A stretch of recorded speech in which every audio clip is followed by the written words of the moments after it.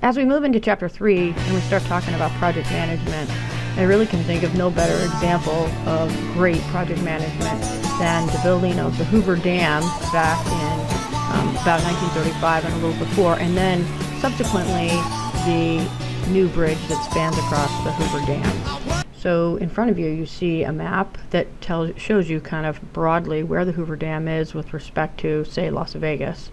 So if we zoom in a little bit, you can see more specifically how it finds itself right there on the Colorado River.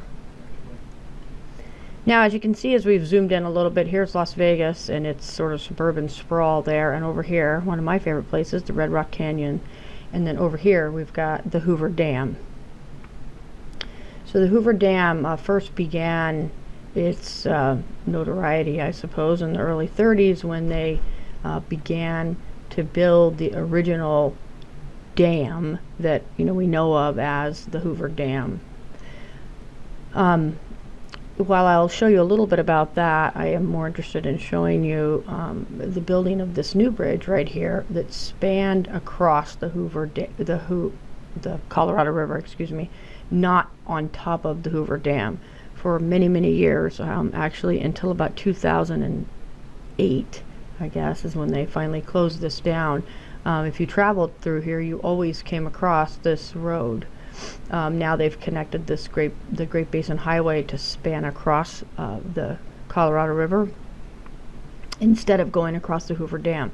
I think it's interesting to note that one of the reasons that this was built was in light of 9/11. They did not want people to be able to drive across the Hoover Dam itself, this little curved road here, and maybe be a car bomb or something like that. So they spanned this highway, which is very much an engineering feat. So what I want to do is show you a time-lapsed video of the building of this bridge, and while you're watching it, I want you to sort of keep in mind the complexity of the operation, how they have to get one thing done before they can get another thing done. And I have done my best to try to add in some points as the video goes through. But there's no better way to get something out of this than to just sort of pause and think about the engineering complexity of something like this. So first thing to reflect on is that one of the reasons I show you this bridge with respect to Las Vegas and with respect to the surrounding area, look at how mountainous this terrain is. I mean, it's not just mountainous, it's like rocky cliffs. And that's important because when you're trying to build a bridge, you have to think of all that stuff. And so as you watch this, just please, take a moment to reflect on some of the complexities and think about it in the context of project management.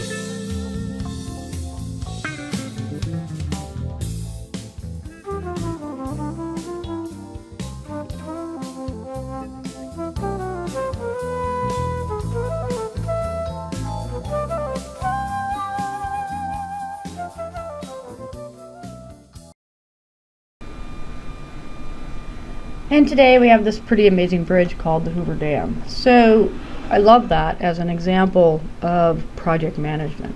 So basically the idea of project management is that we're building this unique product that in most cases is never even duplicated in any way over time.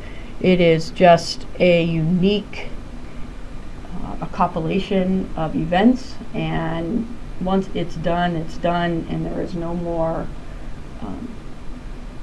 to be made like it. We use some of the things that we've learned in such an event over, but a project by its very nature is a unique one-time thing. So while I don't suspect many of you are going to go into the business of building giant bridges over dams, this is quite applicable in much of the accounting, finance, consulting roles that many of you are likely to do. So a project, by definition, like I said, is a unique item. So in consulting, there is a huge number of projects, and they're all unique in their own way. They may have some overlap, but they're very unique in their own way. So let's just get into the definition of project management. So just like the Hoover Dam, it's a unique outcome, a single unit outcome that is unique.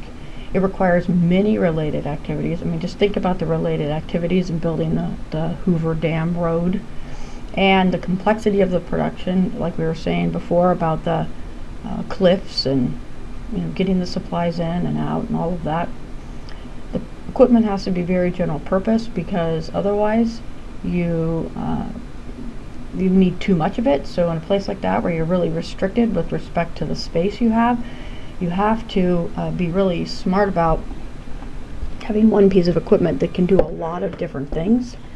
And you need pretty high labor skills in order to pull off these projects, because remember, they have all these sort of complicated interrelated tasks. So a project manager has a whole bunch of stuff to do, but they want to be able to do the planning for the project. So this means that they specifically want to be able to do the goal setting, they want to be able to define what the project is, and they also want to have the team organization. Within this means generally like assigning particular people to do particular tasks, identifying the resources necessary to execute whatever the job is. Remember that it's a temporary structure, so these people that are working together aren't necessarily always going to be working together, and they don't necessarily work for one another in the typical sense of the word. The work that gets assigned should be assigned with a deadline that is very clear and specified and expected. So the clearer a project manager can be about specifying this, the better off they're going to be, the better success they're going to have.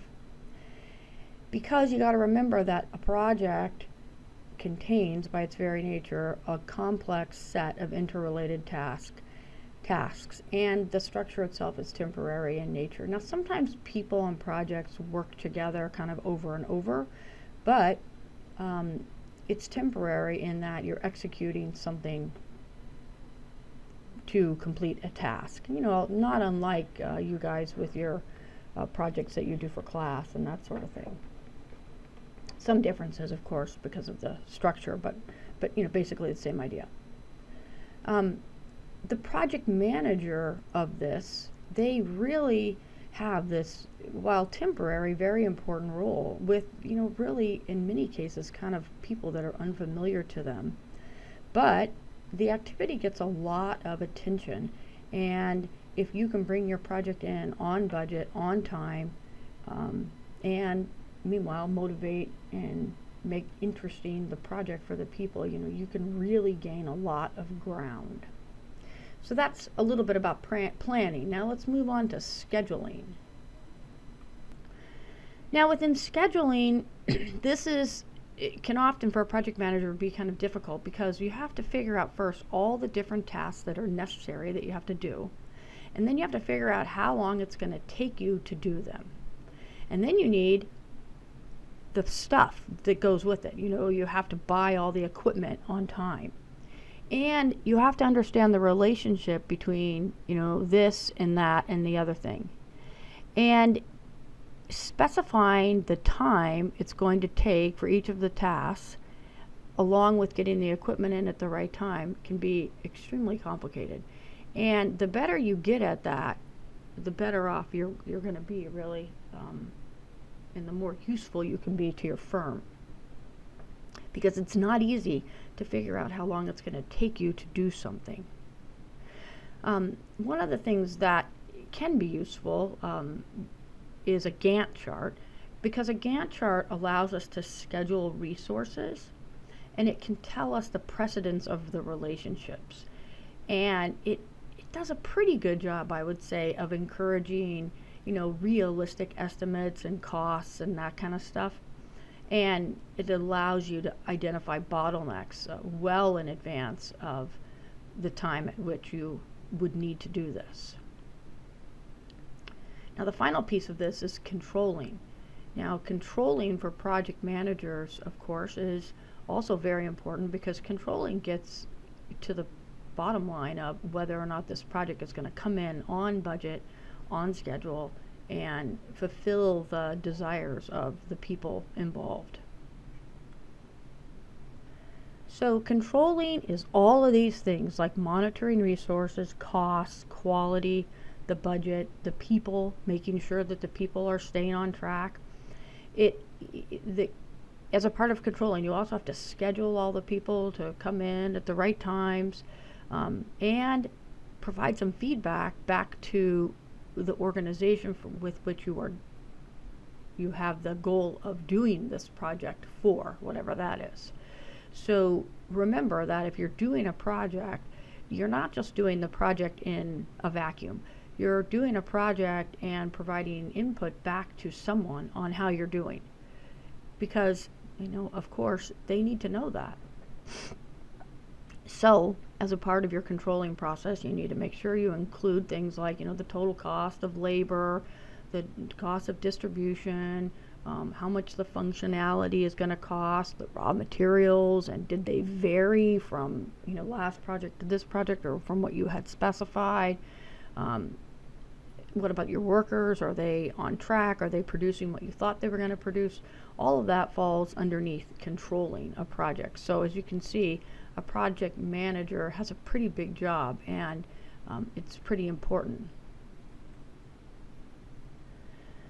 Now, some of the things that we do as a project manager is create this thing called a temporary structure. So like I said before, you've got these people that you may or may not know and you're going to be working for you, and they don't necessarily work for you, and that you don't do their annual review, but maybe they're just currently working for you.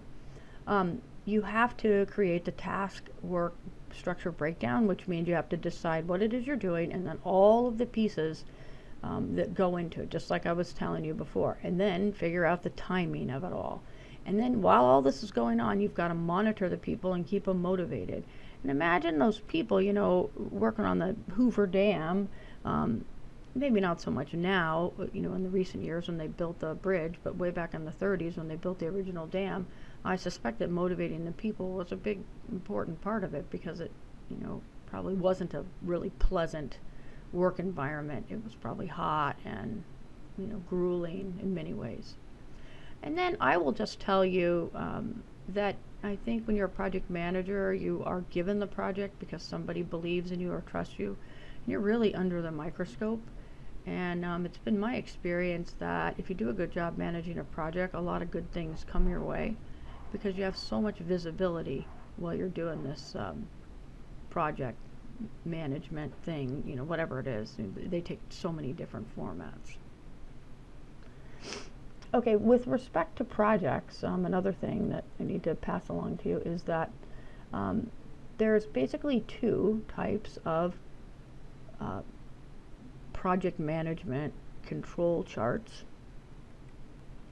So with respect to project management, there are two basic types of control charts, and in this class we're going to cover both of them. There is the CPM, which is the critical path method, and that was developed by DuPont, and all it is a basic a basic technique that was developed in the 1950s to consider just the precedence relationships and the interdependencies between different components of a project, which means it was the first tool that really laid out, hey, I got to get thing A done before I can do thing B, because you can't, put the bridge on top of to span between these two rocky cliffs if you don't have the supports underneath, that sort of thing. So DuPont kind of gets credit for that. But then later, this program evaluation and review technique, PERT, was developed for the U.S. Navy, and not really all that much later, about the late 1950s, early 1960s.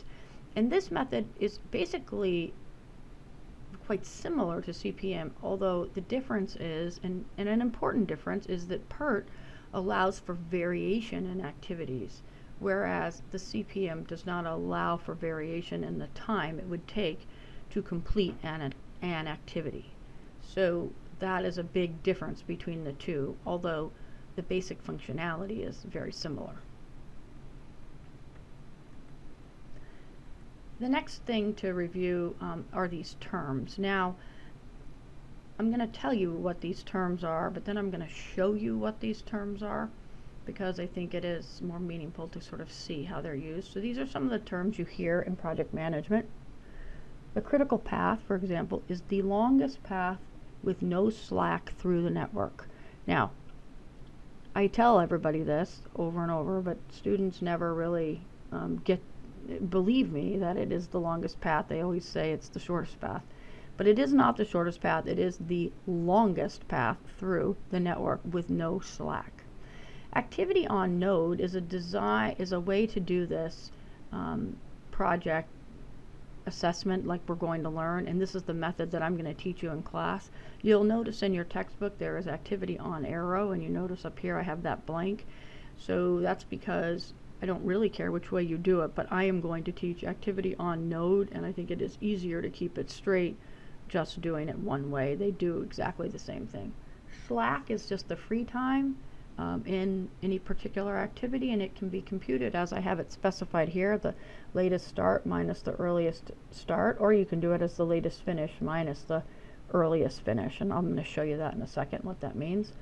And then all of the early start times get determined through the forward pass and the total finish time, and all of the late start times get completed through a backwards pass. So with that, I am going to show you on my iPad kind of how this exactly works. We're going to have a project, and this is the project that we're going to work with, and I've got this sort of in a different format on my iPad, but basically I want to just tell you about this. All right, so we're going to typically refer to this as A through H, but it's important that you understand that this is not just alphabet soup. These are tasks, and one must be done before the other one can be done. For example,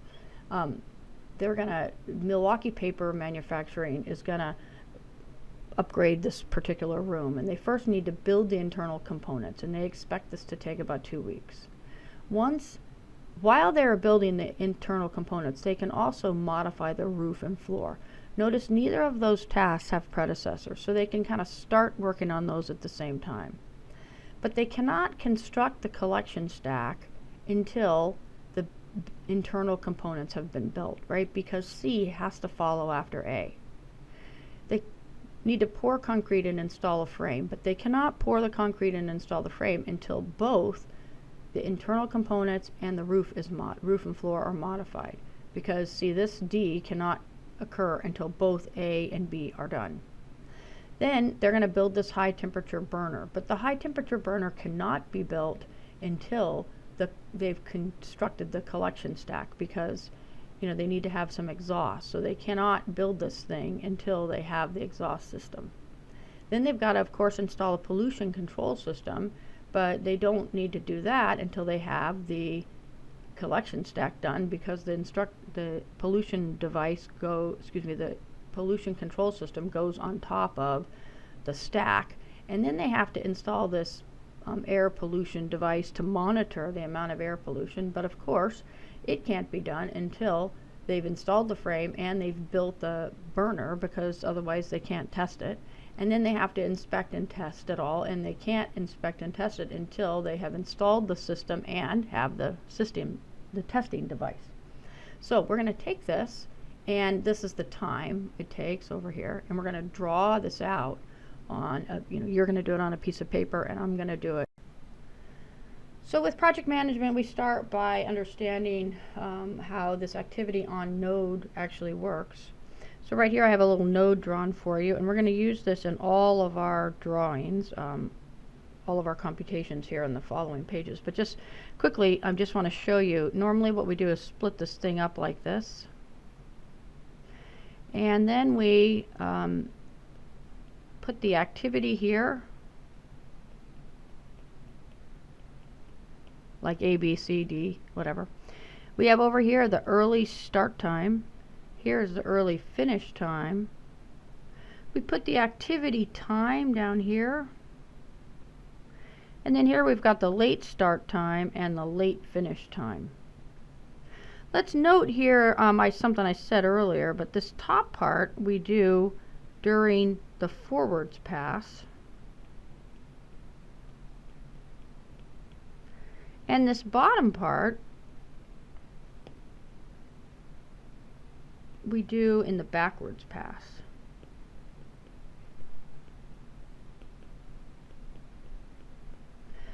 The forwards pass will tell us the total project time, but the backwards pass is going to tell us about the critical path.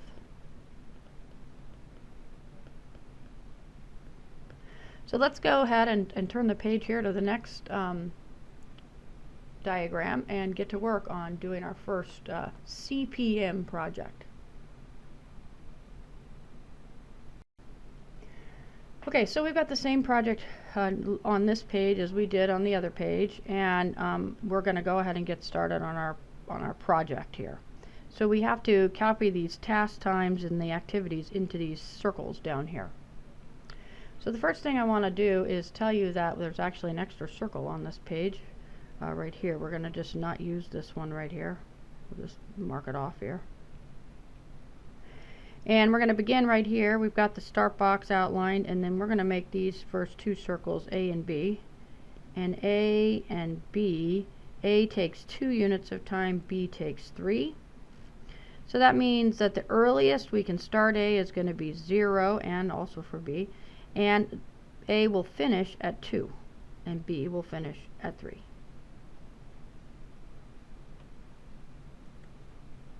Now we go on to C, and we know that C needs to follow after A, so we'll put that right here. And C takes 2 weeks. And then D has to follow after both A and B, so we'll put D here. And it takes 4 weeks. So we can connect C, it follows only after A, and then D follows after both A and B. Now C can't begin until 2 because it took A 2 weeks to be done. So then the earliest C can finish would be 4. And then for D over here, the earliest it can start is 3 because B doesn't finish until the 3rd week. And both A and B have to be done. So then that leaves D being done at week 7. After D, we've got E, and E should follow after C, and I'm actually going to put it right over here. Just makes drawing a little easier. I'll show you. You'll see why in a second. And it takes 4 units of time, or 4 weeks. I'm sorry. And then F follows after C. We're going to put that one right here, and it takes 3 weeks. So F can begin at 4 and finish at 7, and E can begin at 4 and will finish at 8. Next we've got G, and so G cannot begin until both D and E are done, so we'll put G right here and we'll connect to him. And G takes 5. So G really can't begin until both D and E are done, so that means G can't start until 8, and it will finish at 13. And then over here we've got H, and H cannot begin until both F and G are done, so I can just take F over here and send it in this way, and then G here, and H takes 2, so H can start as early as 13 and it will finish as early as 15. We connect it, we always have to connect it over to the finish, and then write the total time on top, 15, and on bottom. Because now when we do our backwards pass, it's nice to have this number right here to work with.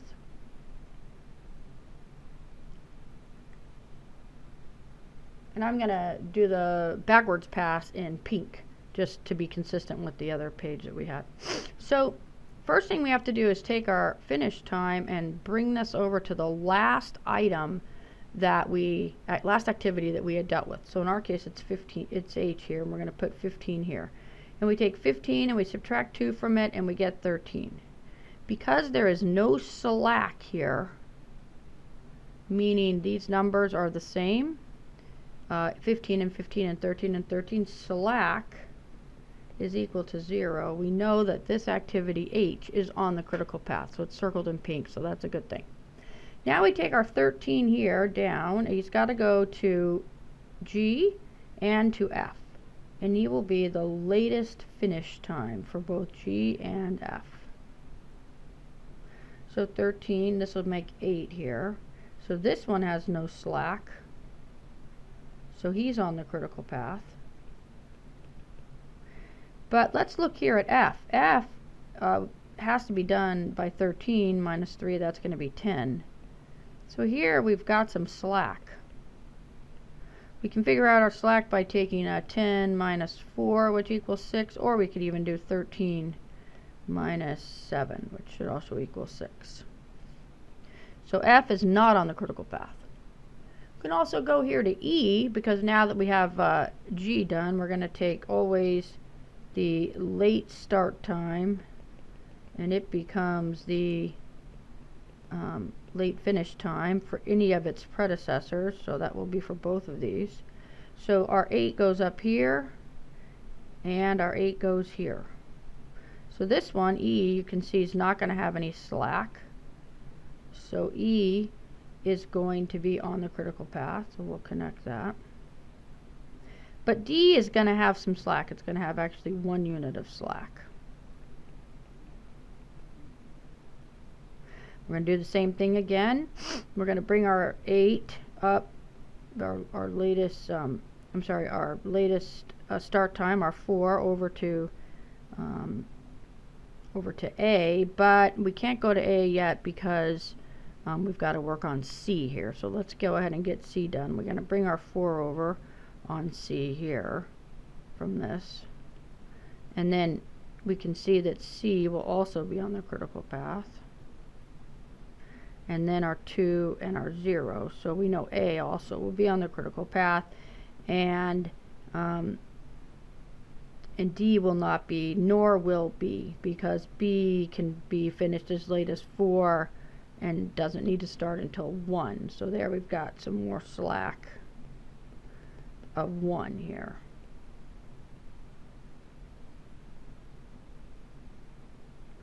So you can see that, well, I shouldn't have drawn those pink lines there because this one's not on the critical path.